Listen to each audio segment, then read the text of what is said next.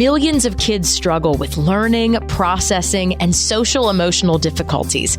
These challenges interfere with their ability to reach their full potential. Dr. Karen Wilson is here to help. Her extensive background in pediatric neuropsychology and higher education have prepared her for this unique mission. Listen as she delivers content to inform, educate, and empower parents and educators. This will enable you to identify challenges that kids face and get them on the road to achieving their full potential. This is Diverse Thinking, Different Learning by Child Nexus. Welcome to the Diverse Thinking, Different Learning podcast. Today, my guest is Dr. LaFaune Gordon. She is the Executive Director of Children and Families, Inc., a nonprofit organization, and she's a seasoned licensed clinical psychologist with expertise in pediatric and child clinical psychology, and she works with high-risk and traumatized infants, toddlers, and preschool-age children and their extended families. In addition to teaching at the university level, Dr. Gordon has conducted numerous professional trainings to parents, teaching staff, and other primary caregivers and clinicians regarding mental health and well-being of children at risk or who have endured various traumatic experiences. I'm so excited to be speaking to Dr. LaFaune Gordon today. Welcome, Dr. Gordon. Hello, Dr. Wilson. Thank you very much for having me. I really appreciate it. I'm so excited to have you here today to talk about the work that you do. It's so incredibly important.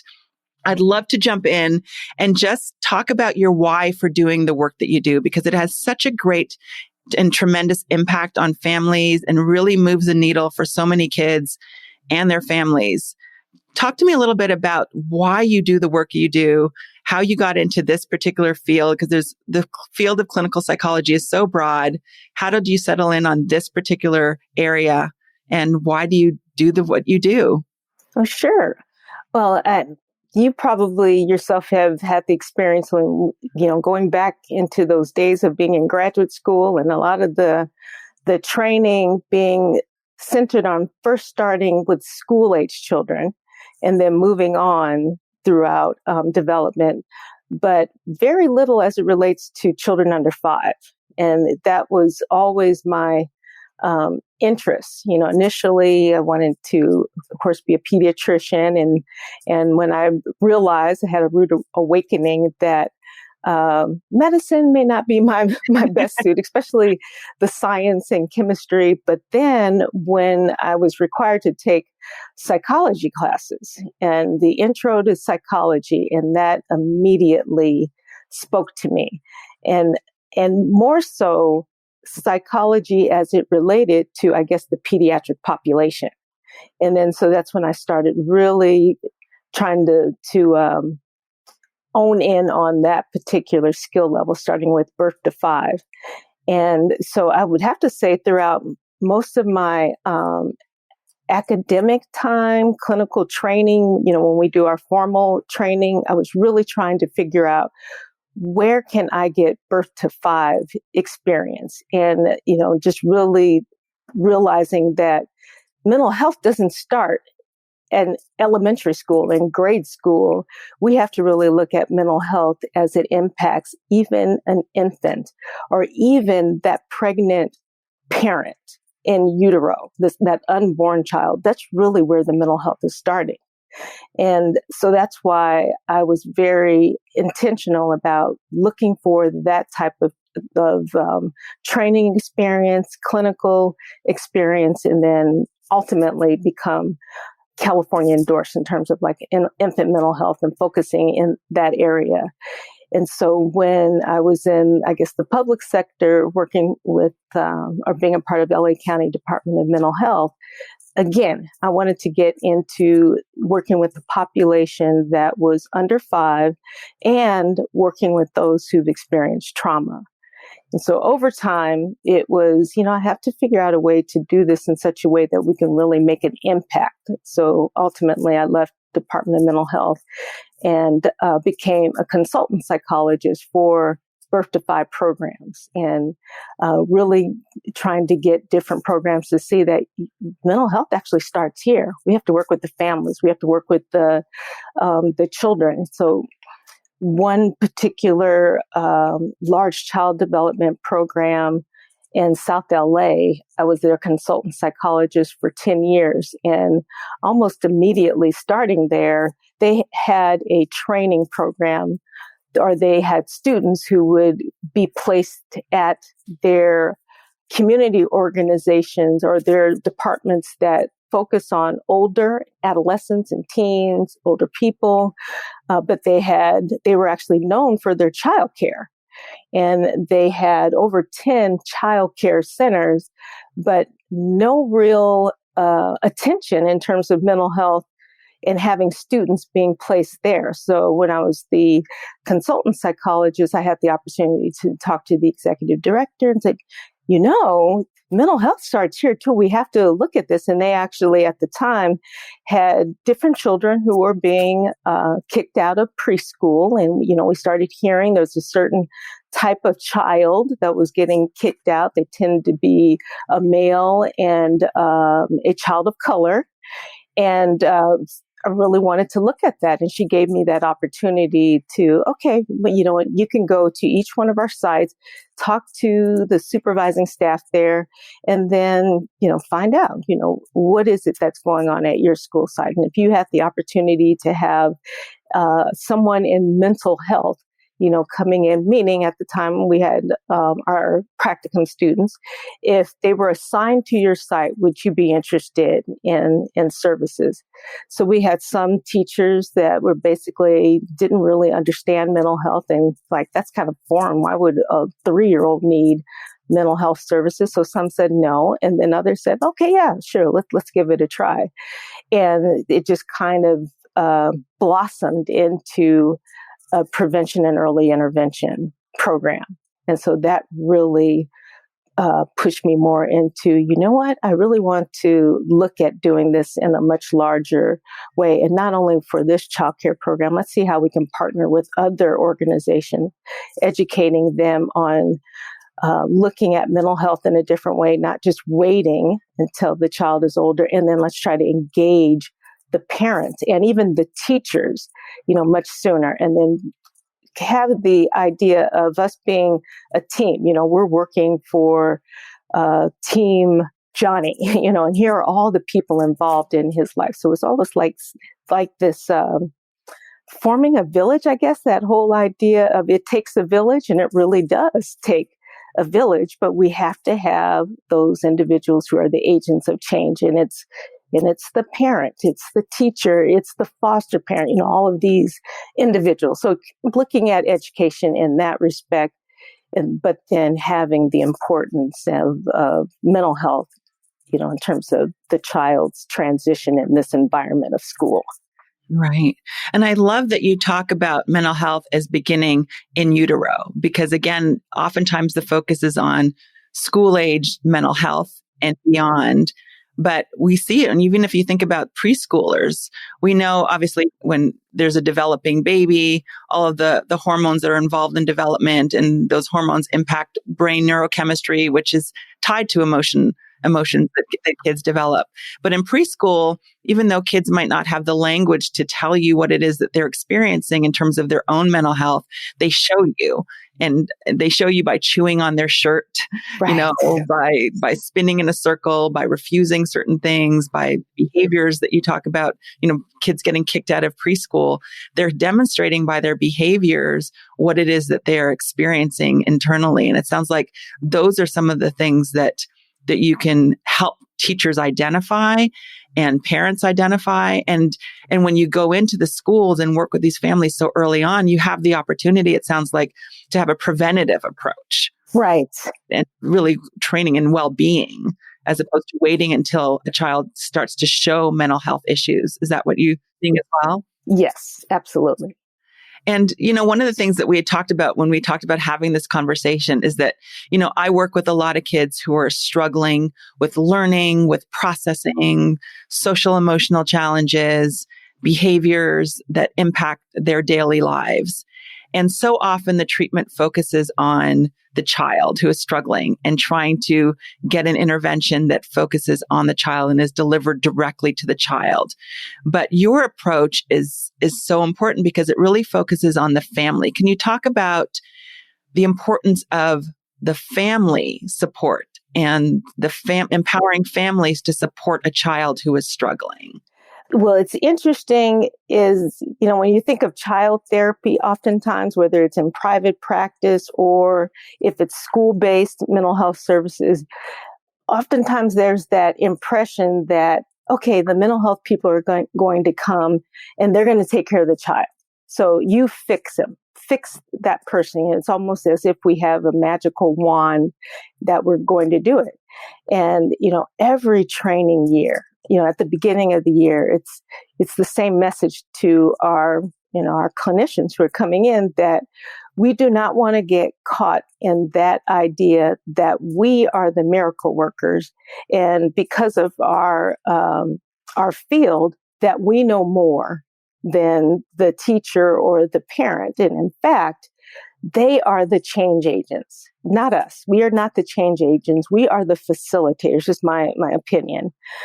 We facilitate and support and encourage and that team and be a part of that. And that's why it's so important at the beginning when we do our intake and assessment that the parent or the guardian is there, providing us the information and talking to them about it's not going to be a situation where we're just working with your child. You're going to be a part of the treatment because the child is with you the majority of the time. And when they're not with you, they're in childcare or in school.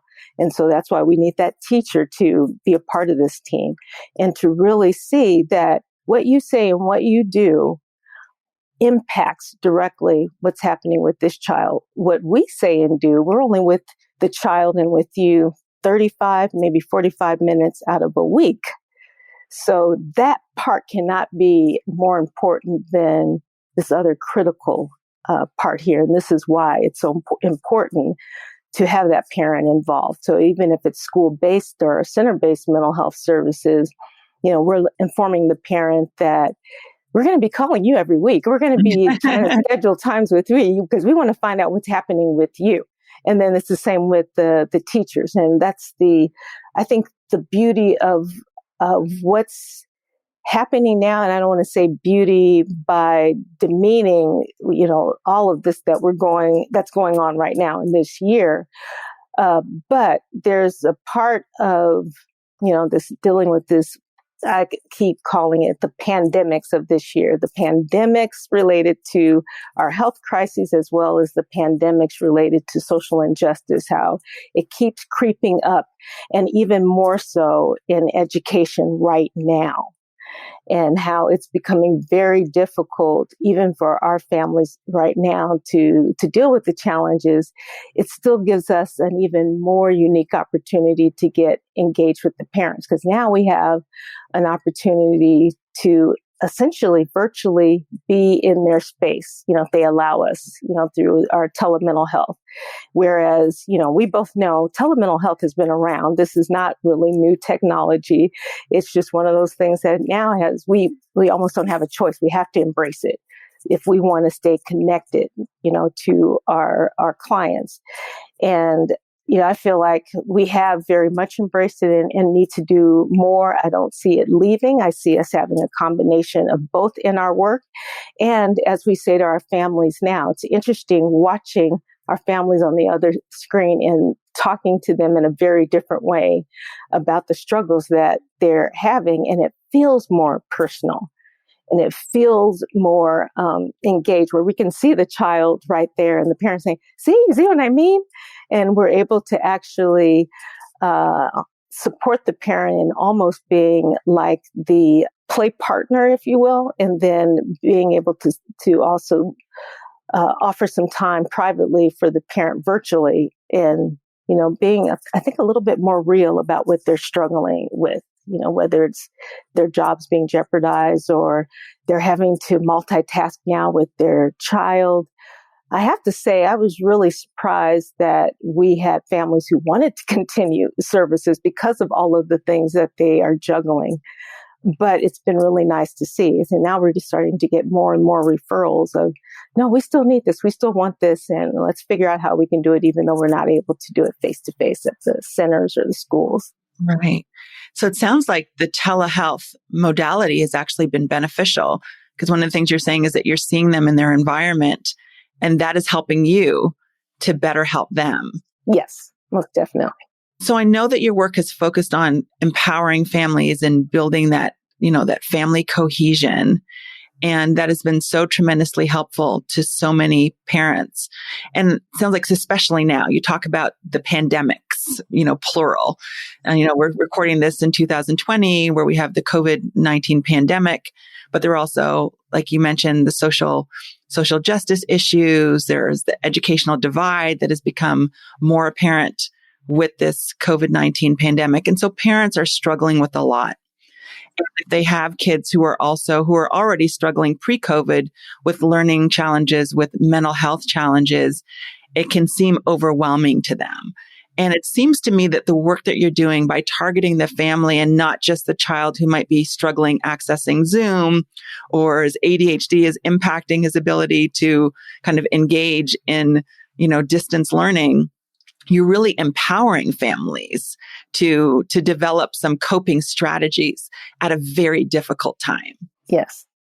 And so can you talk a little bit about what that looks like? Because imagine that right now there are a number of pain points for families.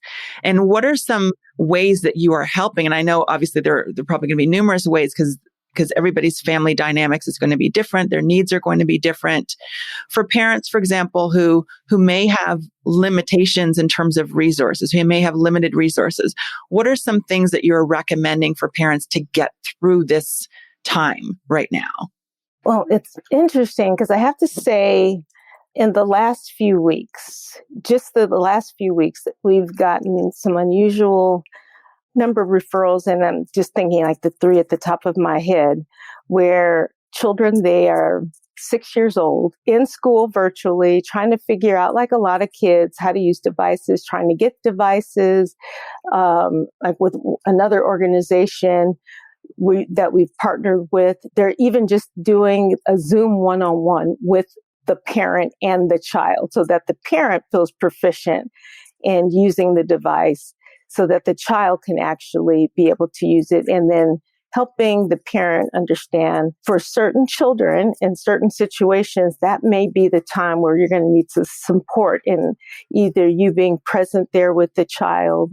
And if you're not able to because you're working, let's have a meeting about who in the family or who in the neighborhood can assist and support you in that respect. So we have those typical types of referrals, families trying to adjust to that. But then just lately getting referrals for kids who are having difficulty, inattentive, acting out. The teacher on the other side is just feeling very frustrated because they have this child who's not responding in the appropriate way.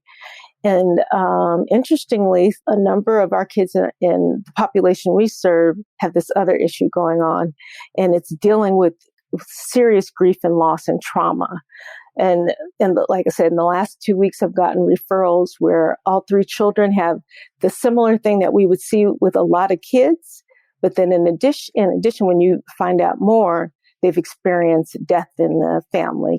Two of those referrals, they had a sibling that was gunned down due to violence in their community, and another one whose sibling had a chronic illness that died, and they shared the same room.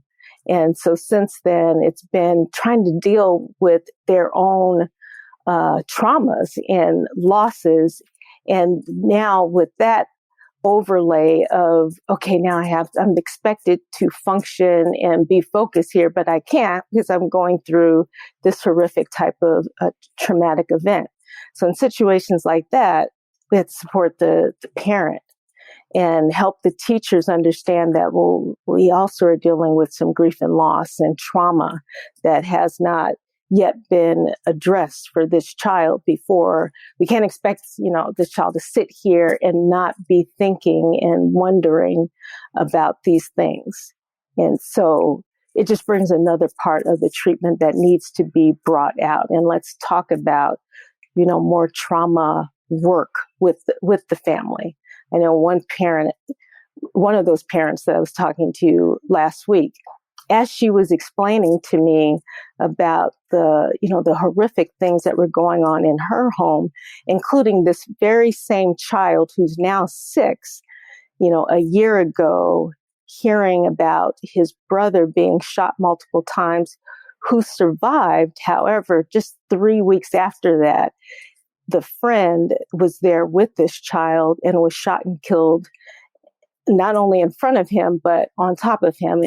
And as this mom is saying this to me, you can hear the grief in her voice, the anxiety. And even as she's talking really rapidly, she's saying, I need a therapist too. And I just wanted to let in, which I did. You know what? We can do that for you, because we actually needs to start there with mom in order for her to be able to help her child. And, not to mention, as I said, trying to imagine as a 5-year-old, how many 5-year-olds do we know that has experienced that level of trauma?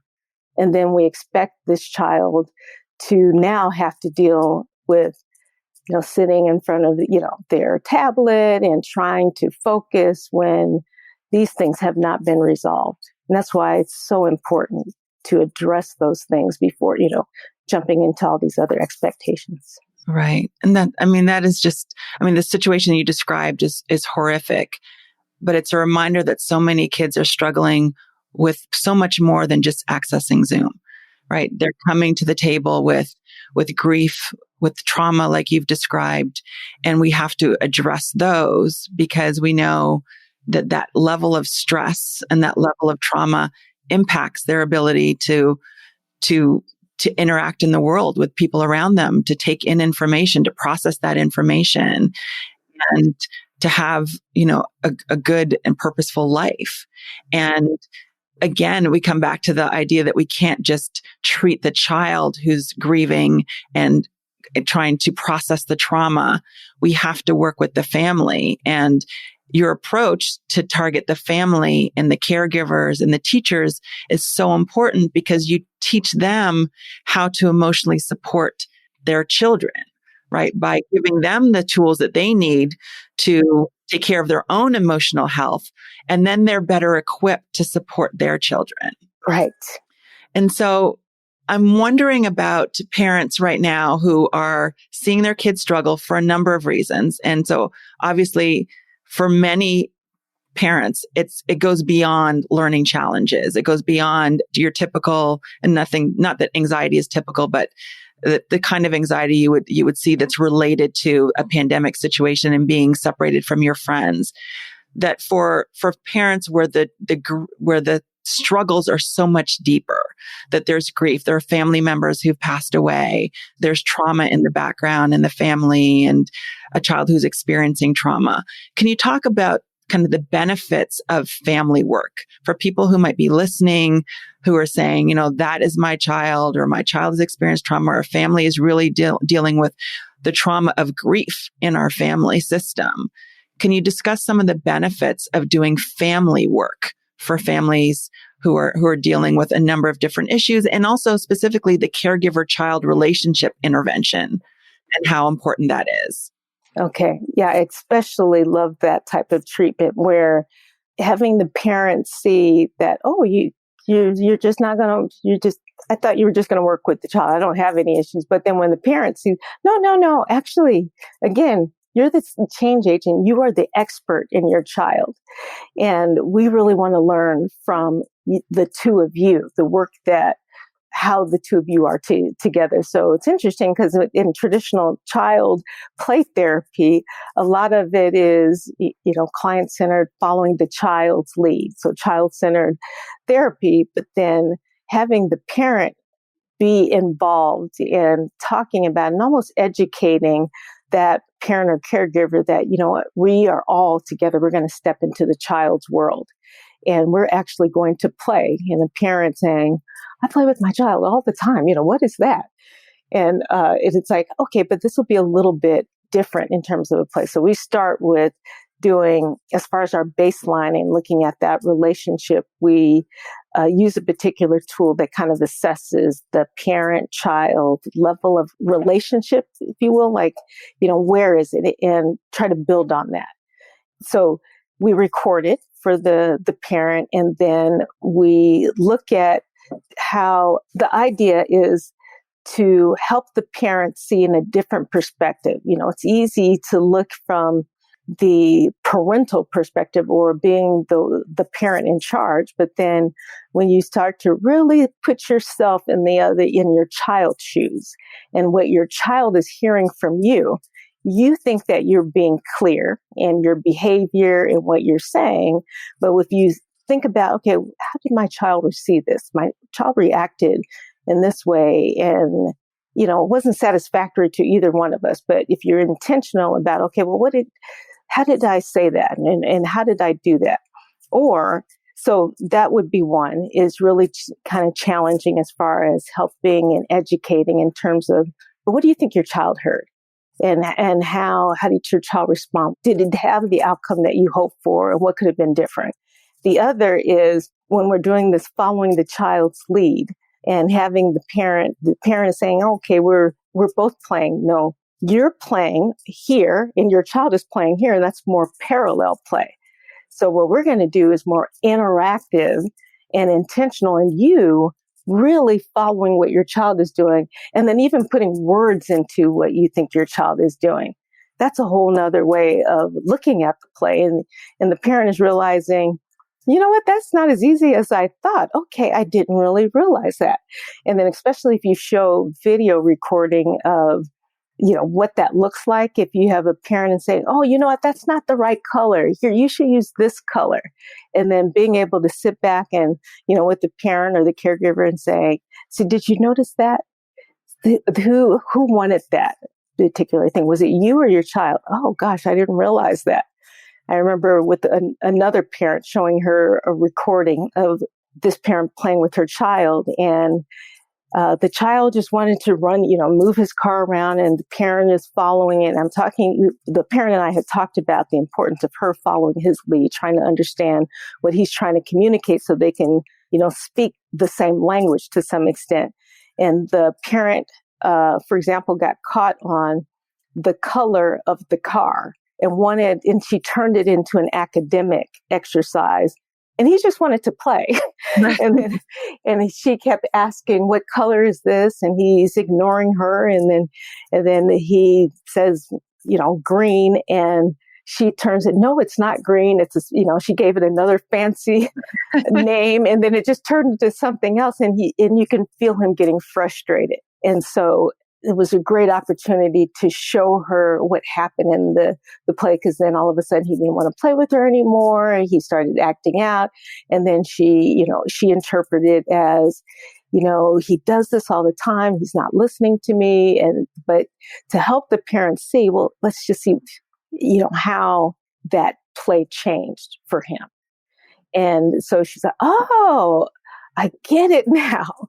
And so it's just one of those things by, having the opportunity to talk to the parent and to support, not necessarily let me tell you what to do, but that's why it's helpful to have recordings and even just to talk about the importance and what that looks like as far as following a child's lead.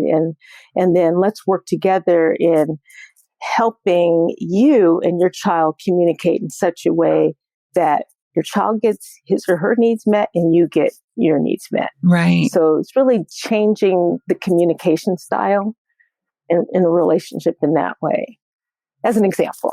That's amazing. That's really amazing, because there's so much research on the importance of play in the development of problem-solving skills for kids. But what I'm hearing from you is that it also enhances communication between the parent and the child, particularly when you're giving the parent feedback in terms of how they're interacting with their own child. And then it also enhances the parent-child relationship, because it sounds like children see their parents listening to them and they feel heard. And that enhances the relationship as well, which impacts behaviors and again, their emotional regulation and all of those factors that maybe things that they had come in initially to work on. Right.